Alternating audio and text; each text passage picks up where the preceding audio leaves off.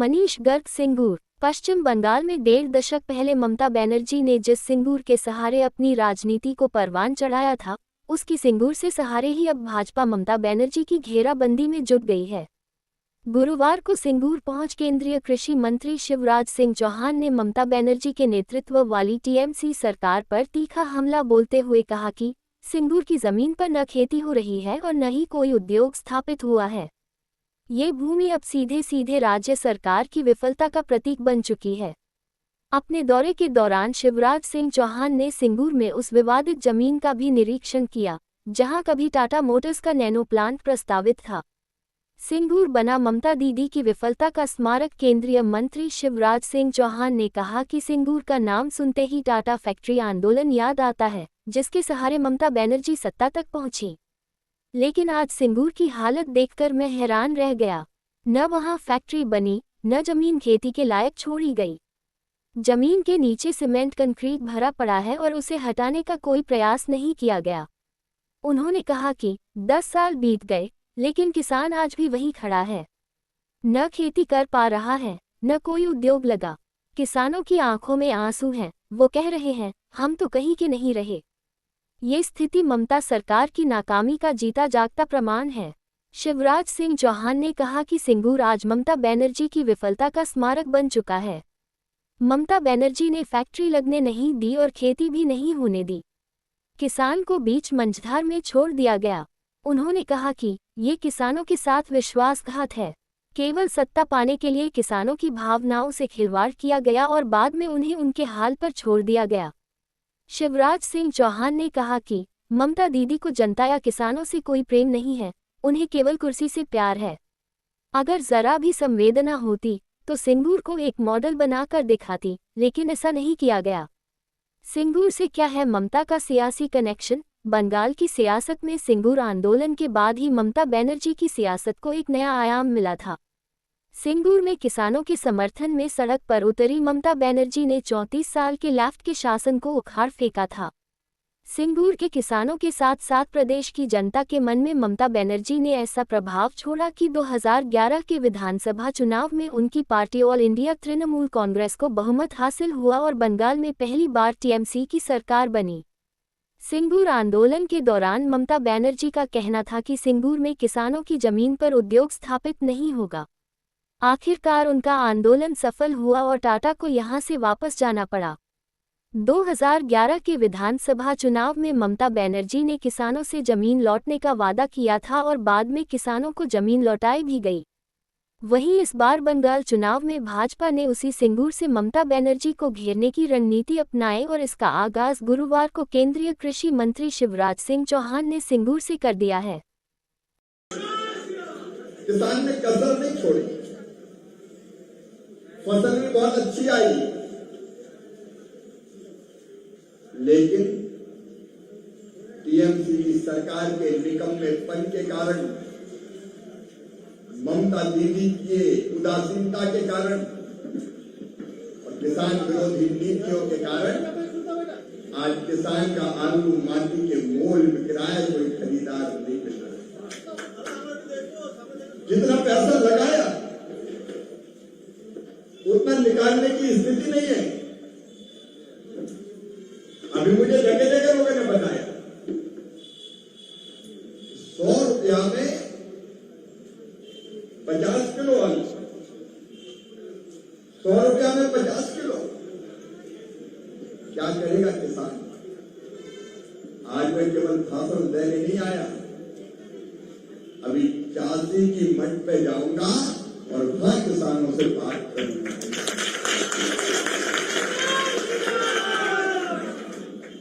मेरे किसान बहनों और भाइयों, मेरे मन में बड़ी उत्सुकता थी कि सिंगूर जाने मिल रहा है और सिंगूर का नाम सुनते ही वो टाटा की फैक्ट्री का आंदोलन याद आ जाता है और खुद ममता दीदी आंदोलन किया। तो मैंने कहा कि जिस आंदोलन के कारण सत्ता की सीढ़ियां चढ़ी ममता बनर्जी और मुख्यमंत्री बन गई, उस जमीन को तो ममता दीदी ने ऐसा उदाहरण बनाया होगा कि किसान माला माल हो गया होगा। सब किसानों के सिंगूर कहा हमारे मोहम्मद जी को कि मुझे तो सिंगूर की वो जमीन देखनी, लेकिन मैं तो आश्चर्यचकित रह गया। वो जमीन में कुछ है ही नहीं, फैक्ट्री भी नहीं बनी और फसल भी पैदा नहीं हो रही, क्योंकि नीचे सीमेंट कंक्रीट भरी है और उनको हटाने के ममता जी ने कोई प्रयास नहीं किया, सरकार ने कोई प्रयास नहीं किया। 10 साल हो गए, 10 साल किसानों को जमीन वापस मिले, 10 साल में तो चमत्कार हो जाता, एक युग बदल जाता और किसान पता नहीं कहां से कहां पहुंच जाता।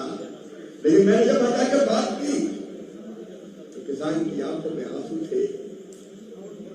वो मुझे कह रहे थे कि हम तो कहीं के नहीं रहे, खेती नहीं कर पा रहे, इससे तो जब फैक्ट्री लग जाती, फैक्ट्री लगने नहीं दी और खेती के लायक जमीन को बनाया नहीं, किसान को मझधार में छोड़ दिया। किसान को क्या मिला? किसान कह रहा था ना इधर के रहे ना उधर के रहे, ना खुदा ही मिला ना विसाले सनम, ना इधर के रहे ना उधर के रहे, मझधार में छोड़ दिया ममता जी ने। या नहीं तो क्या है? आज सिंगूर की ये धरती ममता दीदी के विफलता का स्मारक है। स्मारक दुनिया देख ले कि कितना झूठ बोलती है ममता दी। केवल हरियाणी आंसू है, केवल राजनीतिक फायदा लेने के लिए सरकार में आ जाऊं, इसलिए किसान की भावनाओं के साथ खिलवाड़ किया गया, उसके भविष्य के साथ छेड़छाड़ की गई और बाद में उसको बीच में छोड़ दिया। मरना है तो मरो, जीना है तो जियो, हमें क्या लेना देना। और ये सिद्ध करता है ममता दीदी के मन में ना जनता के लिए प्यार है न किसानों के लिए प्यार है। उनको तो केवल कुर्सी से प्यार है, सत्ता से प्यार है। कुछ तो सर्वानी के टीएमसी के लोगों, अरे कम से कम इसी जमीन को एक उदाहरण बना देते, मॉडल बनाते, मॉडल कि दुनिया देखे कि जहां आंदोलन हुआ था आज वहां का किसान कहां से कहां पहुंच गया, लेकिन बीच में छोड़ दिया। मैं आज आपसे कहने आया हूं सिंगूर वालों, भारतीय जनता पार्टी की सरकार आए, इस जमीन पे हम ऐसे काम करेंगे कि पूरे सिंगूर क्षेत्र के किसानों को फायदा हो। एग्रीकल्चर मार्केटिंग का हब बनाएंगे हम इसको, या नए एक्सपेरिमेंट होंगे, नई संरचनाएं खड़ी होंगी और खेती में उत्पादित जो किसान का उत्पादन है उसी का वैल्यू एडिशन करके इसको पूरे भारत में उदाहरण बना दिया जाएगा। सिंगूर को उदाहरण बना दिया। लेकिन मैं अब आलू की बात करना चाहता हूं। मेरे पास तो सारे पेपर्स हैं, ये नहीं जो ऑर्डर मैंने अलग अलग राज्यों को दिया वो निकाले। देखो मैं किसान भाइयों आज आपसे कह रहा हूं, जब कोई चीज के दाम गिर जाए, आलू के, प्याज के, टमाटर के, तो अपने प्रधानमंत्री नरेंद्र मोदी जी ने योजना बनाई और वो योजना है, इसमें से वो आदेश दूसरे राज्यों को दिए वो निकालते हैं। और वो योजना है, मैं नाम बताता हूं, उसका नाम है एक का PSS, दूसरे मार्केट इंटरवेंशन स्कीम, तीसरा है भावांतर भुगतान। ये मेरे पास ऑर्डर है अलग अलग राज्यों के। मैं आपको समझाना चाहता हूं किसान भाइयों, मान लीजिए आलू, टमाटर, प्याज, आम, मिर्ची, अदरक, इनके भाव कम हो गए तो किसान क्या करे? क्या किसान को अपने हाल में छोड़ दिया जाए? क्या सरकार उसके साथ खड़ी ना हो? मोदी सरकार ने दिल्ली में योजना बनाई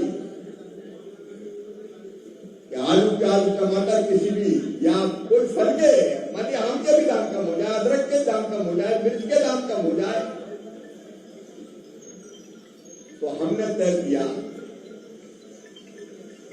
कि राज्य सरकार के अनुरोध पर हम उसको खरीदने का काम करेंगे और एक मॉडल रेट तय करके उस रेट पर आलू, प्याज, टमाटर, कोई भी चीजों को खरीदेंगे। लेकिन राज्य सरकार को अनुरोध देना पड़ता है, राज्य सरकार को मांग करनी पड़ती है लिख के कि हमारे यहाँ इतनी फसल हुई है, दाम कम हो गए हैं, इसलिए भारत सरकार इसको खरीदने की अनुमति दे। और एक खरीदने की अनुमति, दूसरी है मार्केट इंटरवेंशन स्कीम। इसमें हम चाहें तो एक काम खरीदे बिना भी कर सकते हैं। आप सब किसानों को बताना, मैं भी बताना चाहता हूं सिंगूर के इस कार्यक्रम के माध्यम से। अनुदान प्रतिनिधि जी, मार्केट इंटरवेंशन स्कीम का मतलब है कि हम मार्केट से खरीदेंगे और नहीं तो खरीदने में मार्केट रेट और जो मॉडल रेट है उसके बीच का अंतर किसान के खाते में डाल देंगे। तो व्यापारी को बैठे पूरा रिकॉर्ड रखे और मान लीजिए आलू 4 रुपया किलो बिक रहा है और कीमत मिलना चाहिए 15 रुपया किलो, तो 11 रुपया उसके खाते में डाल देंगे सीधे सीधे, ताकि नुकसान की भरपाई हो। ये मार्केट इंटरवेंशन स्कीम या भावांतर भुगतान योजना इसका नाम है। ये हमने तय किया। मेरी दृष्टि चलाती है, मैं किसान मंत्री के नाते कह रहा हूं, कृषि मंत्री के नाते, एग्रीकल्चर मिनिस्टर के नाते। और एक तीसरी योजना भी बनाई। तीसरी योजना यह है कि मान लीजिए सिंगूर में आलू सस्ता है लेकिन दिल्ली में अच्छे रेट मिल रहे हैं, भुवनेश्वर में अच्छे रेट मिल रहे हैं, मुंबई में अच्छे रेट मिल रहा है, तो अकेला किसान तो नहीं ले जा सकता, क्योंकि ट्रक में जो ट्रांसपोर्टेशन का किराया भाड़ा लगता है वो बहुत ज्यादा होता है और इसलिए अकेला किसान नहीं ले जा सकता। तो हमने तय किया कि राज्य सरकार मांग करे कि यहाँ सस्ता बिक रहा है लेकिन दूसरी जगह महंगा, आंध्र प्रदेश में 15 रुपए किलो आलू बिक रहा है। तो अगर राज्य सरकार के माध्यम से किसान ले जाना चाहे तो दिल्ली, मुंबई या हैदराबाद, यहां से ले जाने का ट्रक का पूरा भाड़ा, ट्रांसपोर्टेशन का किराया केंद्र सरकार देगी। मेरी मंत्री सेवा मंत्रालय ताकि अच्छे रेट मिल रहे वहां किसान बेच सके और स्टोर करने के स्टोरेज के पैसे भी कुछ दिन रोक के रखना, तो वो भी नहीं, भंडारण उसके पैसे भी दे। अब ये 3 स्कीम भारत सरकार की, ये अलग अलग राज्य में कहना भाई को ये ऑर्डर रखे। ममता दीदी से भी कहना चाहता हूं टीएमसी वालों, अलग अलग राज्यों से हमारे पास रिक्वेस्ट आई, हमने अलग अलग राज्यों को ये अनुमति दी है कि आप खरीदिए। भारत सरकार की इस योजना के अंतर्गत हम किसान को घाटा नहीं होने देंगे। ये मैं ऑर्डर लेके आया हूं और अलग अलग राज्यों को आज बता रहा हूं, टीएमसी वाले सुन ले। हमसे हिमाचल प्रदेश बीजेपी की सरकार नहीं है, एनडीए की सरकार नहीं है, कांग्रेस की सरकार, उनने हमसे कहा कि सेब की कीमत गिर गई है और इसलिए सेब खरीदें। 12,960 मीट्रिक टन हमने, नहीं ये तो 12,960 तो कीमत थी, 1,16,571 मीट्रिक टन हमने हिमाचल प्रदेश से सेब खरीदा। अंगूर मिजोरम ने मांग की और मिजोरम से अंगूर हमने खरीदे 3,460 मीट्रिक टन। आंध्र प्रदेश वाले आए कि हमारे यहाँ लाल मिर्च होती है, रेड चिली मिर्च, उनसे रेट मिल गए। तो हमने लाल मिर्च खरीदी 2,58,238 मीट्रिक टन, ये हमने खरीदी और भावांतर भुगतान के अंतर्गत हमने किसानों के खाते में पैसा डालने का काम किया। कर्नाटक में कांग्रेस की सरकार है, हमारी सरकार नहीं है। कर्नाटक की कांग्रेस की सरकार ने कहा कि हमारा अदरक खरीदो, उसके दाम गिर गए हैं बहुत, तो हमने 59,948 मीट्रिक टन अदरक खरीदा। लाल मिर्च कर्नाटक की खरीदती राज्य सरकार ही हम पैसे देते हैं, 73,732 मीट्रिक टन खरीदा। तेलंगाना में कांग्रेस की सरकार 1,72,135 मीट्रिक टन हमने वहां से लाल मिर्च खरीदा। मिजोरम से अदरक खरीदा।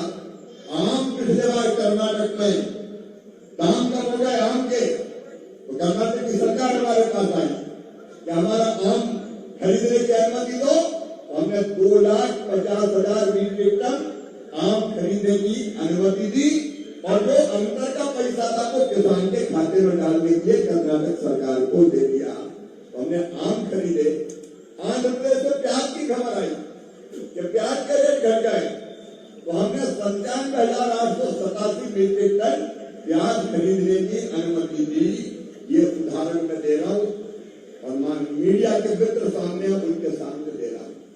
मध्य प्रदेश, छत्तीसगढ़, उड़ीसा, आंध्र प्रदेश, इनने कहा कि हमारे यहाँ टमाटर के रेट गिर गए हैं, तो हम राज्य सरकार की एजेंसी के माध्यम से टमाटर दूसरे राज्य में ले जाकर बेचना चाहते हैं, क्योंकि वहां रेट ज्यादा है। तो उनको ये टमाटर के परिवहन के लिए ट्रांसपोर्टेशन की अनुमति दी और उसका किराया हमने चुकाने का काम किया। ये हमने इन राज्यों के लिए किया। अभी मैं उदाहरण से करूंगा, केवल भाषण नहीं दे रहा, हमने ये किया। लेकिन बड़े दुख की बात है मेरे बहन और भाइयों, आज तक पश्चिम बंगाल की सरकार ने कोई भी आलू सहित कोई भी चीज खरीदने की अभी हमसे इन योजनाओं में अनुमति मांगी ही नहीं।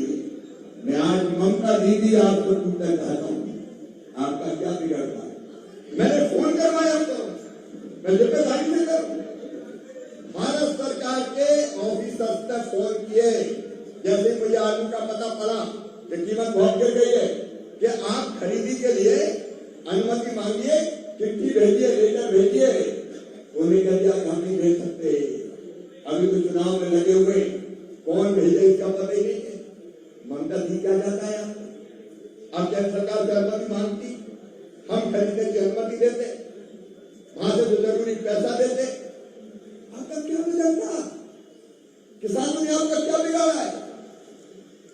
पश्चिम बंगाल के किसानों को इस योजना का लाभ मिलना चाहिए, लेकिन नहीं, किसानों की चिंता ही नहीं है। किसान मरे तो मरता रहे, भारत सरकार से मांग ही नहीं की, और इसलिए आपके आलू का दाम और इतने नहीं, दूसरे राज्यों में जाने पर रोक लगा। ये कौन सी बात थी? अगर बंगाल से ज्यादा पैसा उड़ीसा में मिलता है किसान को और आलू बेचने ले जाना चाहे, तो ममता जी क्यों इनकार करती है? जहां अच्छा रेट मिले वहां खरीदने दो, लेकिन उसकी अनुमति भी नहीं दी और रोक लगा दी कि दूसरे राज्यों में नहीं जा सकता। क्यों ये किसान विरोधी फैसले करती है? क्या बिगाड़ा है सिंगूर के, पश्चिम बंगाल के किसानों ने? दीदी आपका उनके साथ ऐसा अन्याय मत करो, ये घटिया राजनीति है, इससे फायदा क्या है? आज मैं ये कहने आया हूं किसान भाइयों, भारत का कृषि मंत्री शिवराज सिंह चौहान आपको ये कहने आया है कि सरकार मांगेगी तो खरीदने की अनुमति हम देंगे, क्योंकि राज्य के बिना हम नहीं कर सकते, सीधे हमसे नहीं कर सकते, खरीदने के लिए राज्य को करना पड़ता है। और ये सरकार बिना कर दो, एक एक आलू खरीदने की अनुमति दी जाएगी। चिंता मत करो किसान भाइयों, क्योंकि आपकी सेवा, किसानों की सेवा हमारे भगवान की पूजा है। किसान अन्नदाता है, वो फल देता है, सब्जी देता है, दूध देता है, हमें पैदा करके अनाज पैदा होता है। तो अन्नदाता तो जीवन दाता होता है। जीवन दाता अगर भगवान नहीं तो भगवान से कम भी नहीं है। ये जिंदगी देने वाले किसान, इनकी चिंता करो। और इसलिए आज मैं आया हूं यहाँ, किसानों के खेत देखूंगा अभी जाके। और किसान भाइयों, आपको मैं ये विश्वास विश्वास दिलाना चाहता हूं, थोड़े से दिन और बचे हैं। 29 तारीख को वोट बन जाएगी, 4 को रिजल्ट आ जाएगा।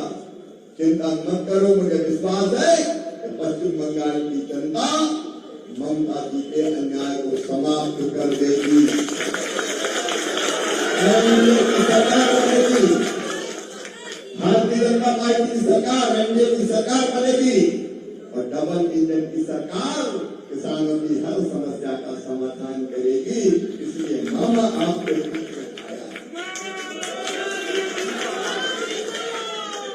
और इस बीच में भी हमें अपनी जानकारी मंगाएंगे, कितने मीट्रिक टन आलू पैदा हुआ है, बाकी फसल कितनी पैदा हुई है। कोल्ड स्टोरेज बनाएंगे, अभी भी कोल्ड स्टोरेज बनाने के लिए हमने पैसा दिए। MIDS की स्कीम के अंतर्गत, NHP की स्कीम के अंतर्गत, AIF की स्कीम के अंतर्गत मैं नौजवानों को कहना चाहता हूं, मेरे बेटे बेटियों, भाइयों भाइयों, ममता दीदी ने तो आपको ठगा है।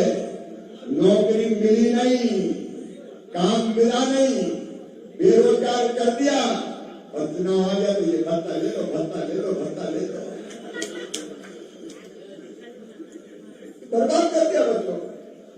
सिंगूर के नौजवान भी अगर एग्रीकल्चर इंफ्रा फंड के माध्यम से, MIDS के माध्यम से, NHP के माध्यम से कोल्ड स्टोरेज बनाना चाहेंगे तो कोल्ड स्टोरेज बनाने का पैसा भी दिया जाएगा, ताकि किसान का आलू भी रखे और इनको रोजगार भी मिल जाए।